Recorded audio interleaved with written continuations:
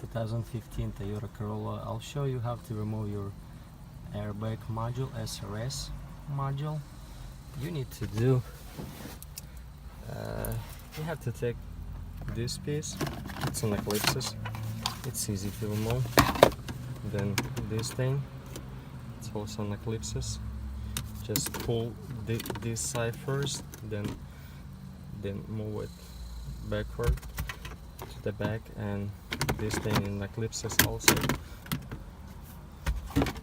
And here's your module. You see those yellow piece of plastic and with wires.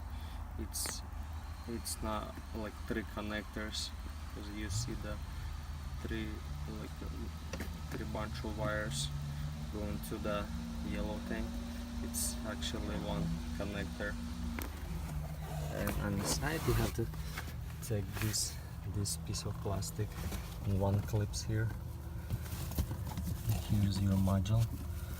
One bolt here, one in the back, and the other bolt is on this side.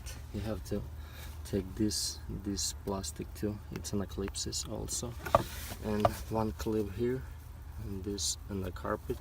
Let's go here to this piece of metal, and there's the other bolt. You see the module. That's how you remove, and that's where is your module located.